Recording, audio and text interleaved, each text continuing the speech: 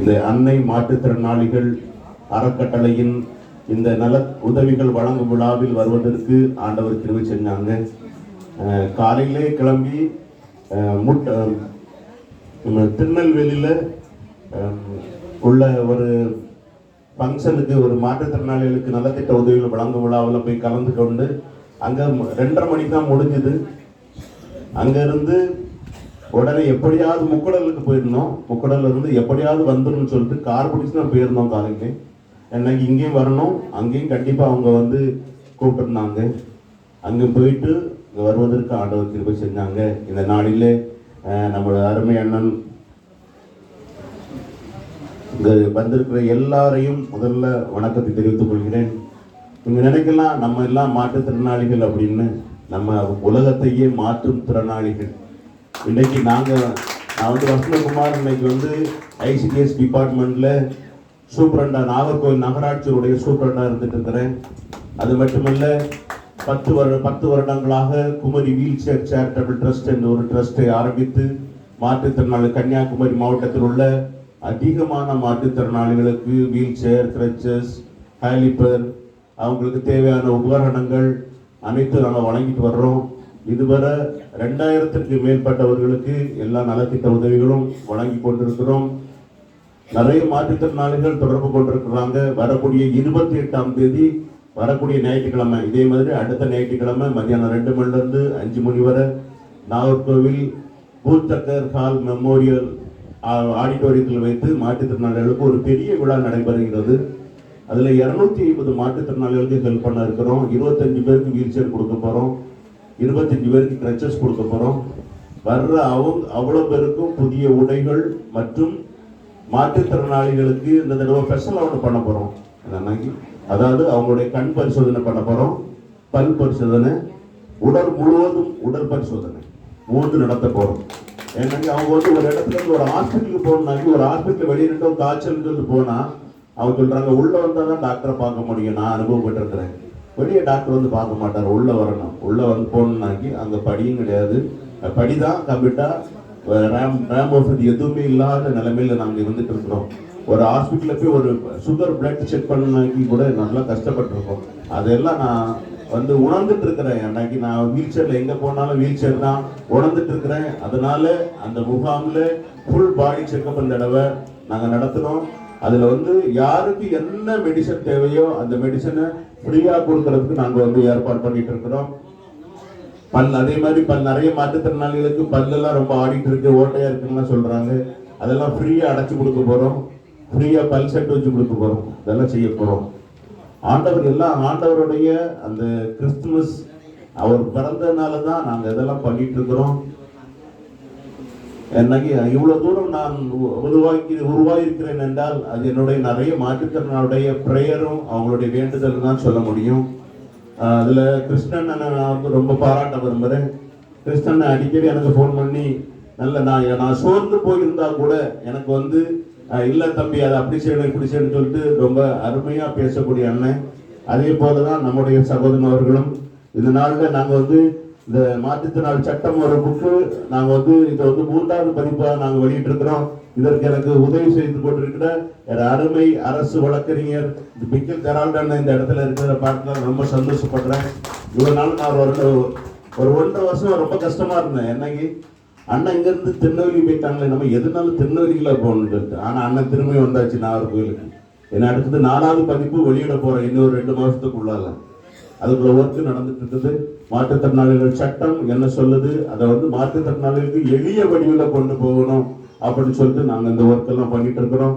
எல்லாம் ஸ்பான்சர்ஸை வச்சு தான் பண்ணிட்டு இருக்கிறோம். நிறைய கன்னியாகுமரி மாவட்டத்தில் நிறைய நல்லுள்ளங்கள் இருந்து கொண்டு இருக்கிறாங்க. அந்த நல்லுள்ளங்கள் செய்கிற உதவினால தான் பண்ணிட்டு இருக்கிறோம். அது மட்டுமல்ல, இந்த வருடம் நிறைய மாற்றுத்திறனாளிகள் வீடுகளில் வந்து எந்த விதமான வழியும் இல்லாமல் வீட்டில் சும்மா டிகிரி முடிச்சுட்டு சும்மா இருக்கிறாங்க. அவங்களுக்கு இந்த தடவை சுய தொழில் நாங்கள் செஞ்சு கொடுவோம். சுய தொழில் வேலை வந்து கொடுக்கறதுக்குள்ள முயற்சி நடந்து கொண்டிருக்கிறது. நீங்கள் யாராவது வீட்டில் வந்து தையல் மிஷின் இருக்குது, நாங்கள் தச்சுட்டு இருக்கோம், எங்களுக்கு வேற யாருமே ப்ளவுஸ் ஒன்றுமே தர்றதில்லை அப்படின்னு சொன்னால் எங்களை காண்டாக்ட் பண்ணுங்க. நாங்கள் வந்து அவங்களுக்கு பை வந்து இப்போ வந்து கொடுத்துட்டு இருக்கிறோம். வீடுகளில் பை அடிக்கிறது கொடுத்துட்டு இருக்கிறோம். ஒரு பை தச்சு தந்தால் 1 ரூபாய்.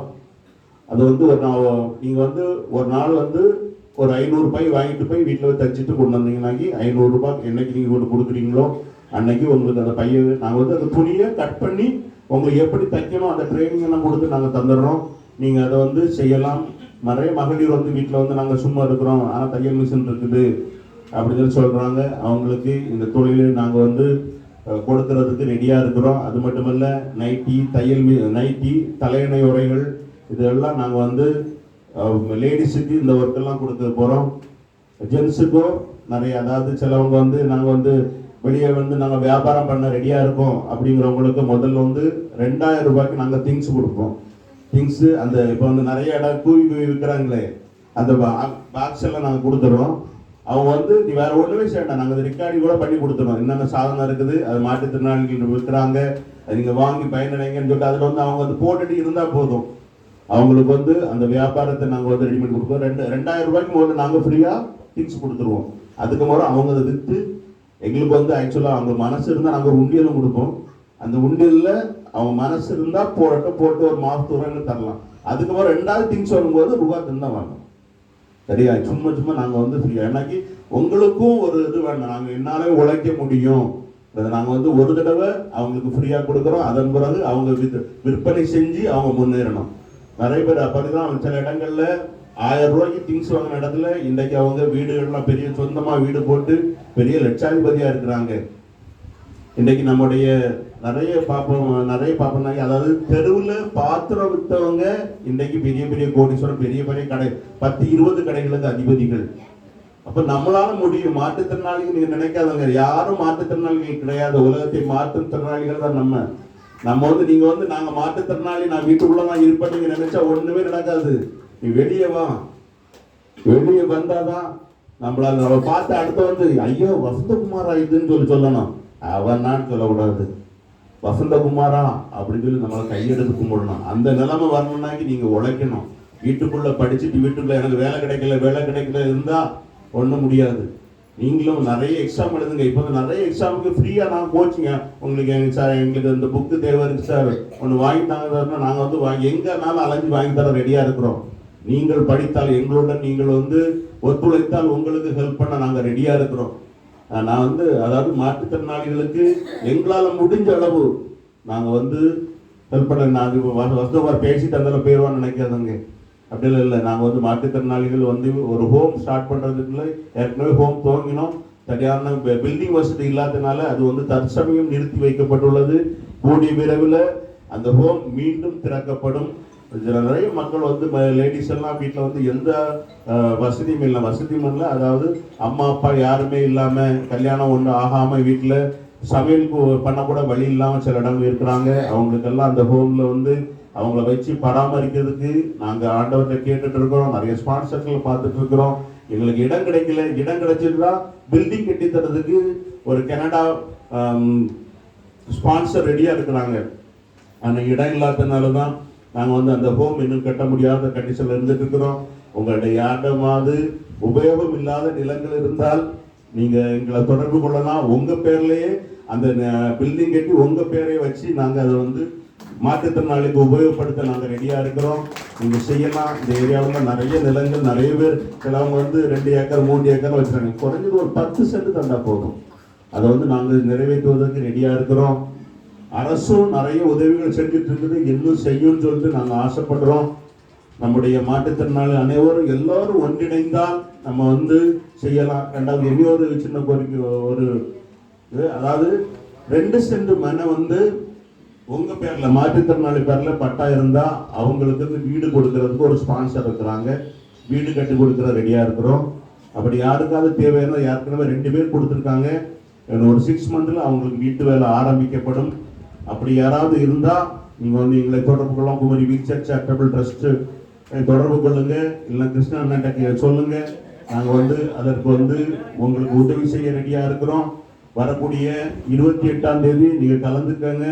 யாருக்காவது வீல் சேர் கிரச்சஸ் வேண்டும் என்றால் எங்களை தொடர்பு கொள்ளும்படி உங்களை அன்புடன் கேட்டுக்கொள்கிறேன்.